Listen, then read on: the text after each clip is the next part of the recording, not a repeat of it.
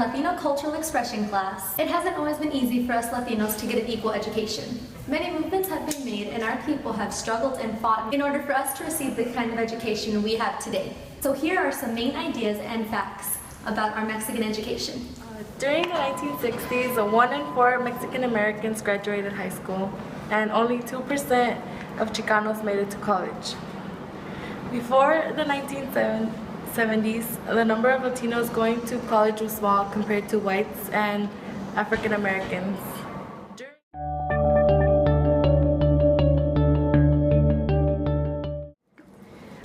There are several factors that play into the role of the discrimination of Latinos in education. The 4 major factors are exclusion, retention, denigration, and bias or imbalance in the supporting institutional and political structures.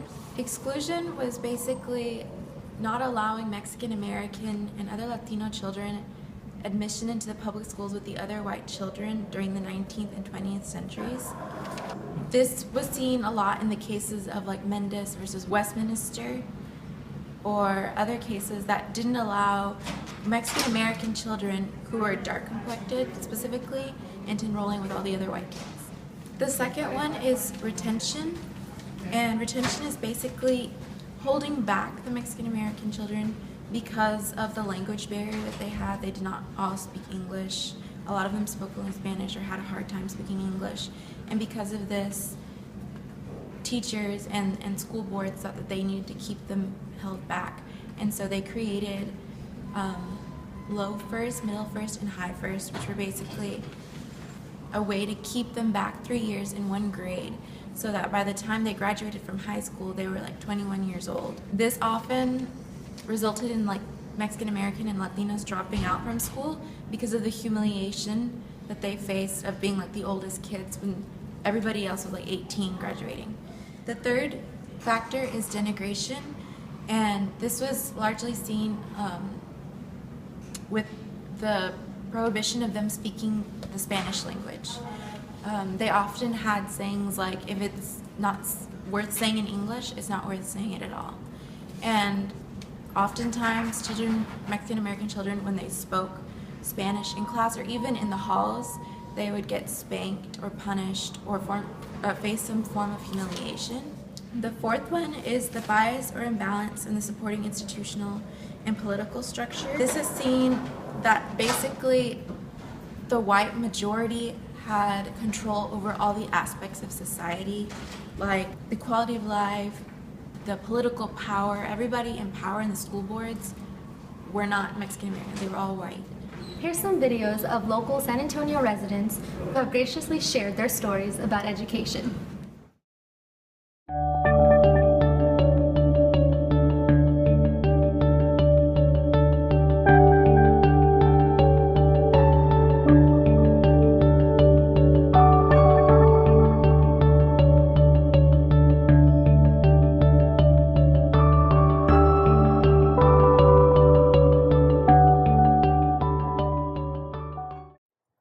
Some of the struggle was not knowing who you were, because there was a school system that was pretty much the leadership was Anglo, or they didn't understand the culture. How do you express yourself as a Hispanic, especially if you have a family like I did of migrant workers?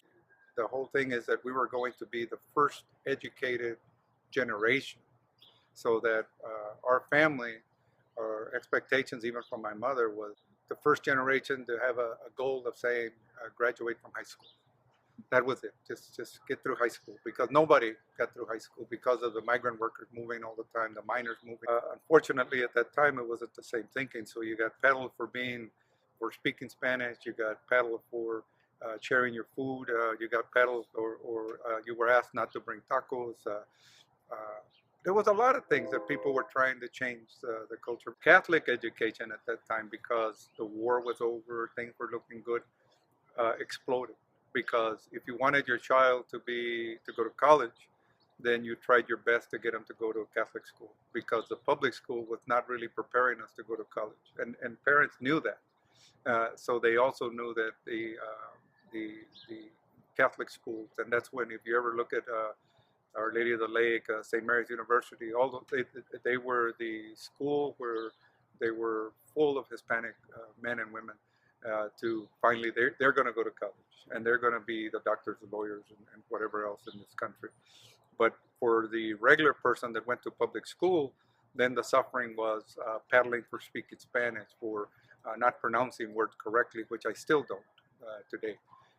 You know, the SH, the CH, but I've never really worked hard to change it, because if I did, then even today I think that's a little disrespectful to recognize the culture is that's who I am, and to say it perfectly would take that away from you for not knowing that I am Hispanic, and that I do say things the way that my family said them, and you know what, we understand it.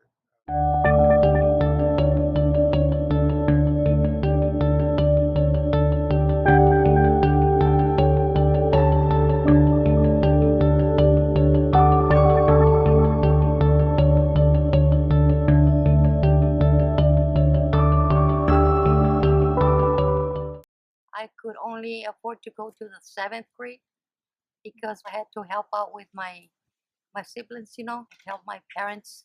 So I started working when I was 13 years old. My education, I used to love it.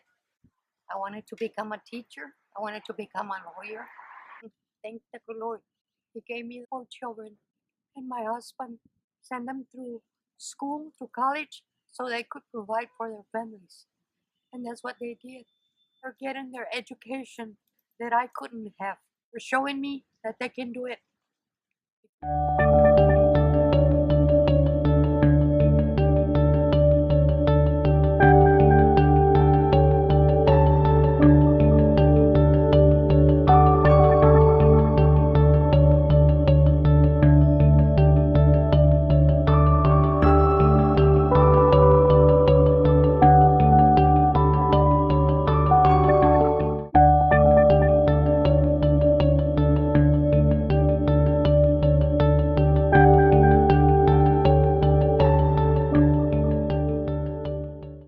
Growing up as a Hispanic with the population of mainly Anglos, it was kind of tough because we were always in the migrant fields, working migrant camps, which would always make us pick up and migrate to another part of the state.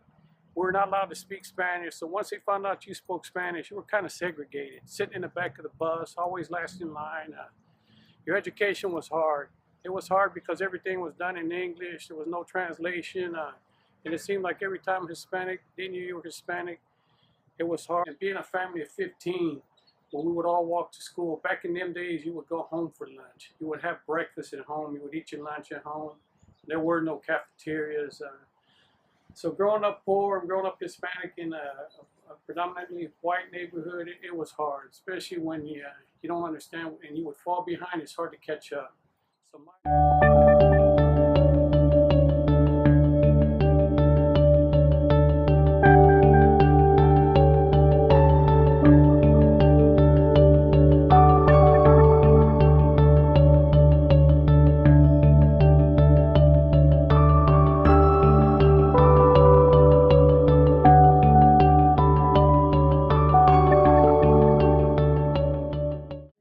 I've been with Catholic schools for the past 23 years, and I have totally enjoyed working with children. My hardest thing was when I was going to get my degree in education. The thing that I felt most was in people thinking that as a Hispanic person I couldn't make it, I wouldn't be able to make it. I wanted to prove to them that I could. I sometimes felt like, she's okay, just let her go in a group and she'll be fine. But I was on the top. I felt good about it. It made me feel like I could do anything, and there's nothing we can't do. Thank God.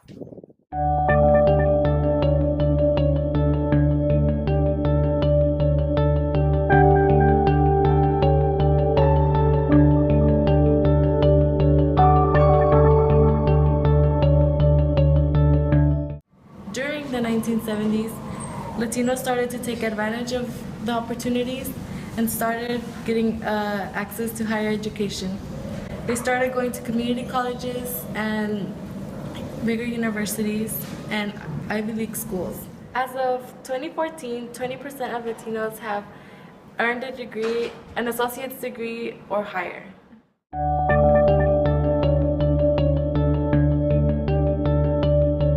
My advice to all you Hispanics out there, always work and study hard. Do not let no one get you down, because through all that being said and done, I continued my education, picked up a political license in agriculture. I work in the district and I teach Hispanics that honesty, integrity, and hard work, no matter what position you put in, Hispanics is a beautiful thing. Spanish is a beautiful language. If you speak it proudly, work hard, and honestly, nothing is given to you for free. We encourage you to make a difference and not take for granted how lucky we are to receive the high quality education we have today. As somebody wise once said, everybody has a story. So we hope you appreciate and further your Latino education.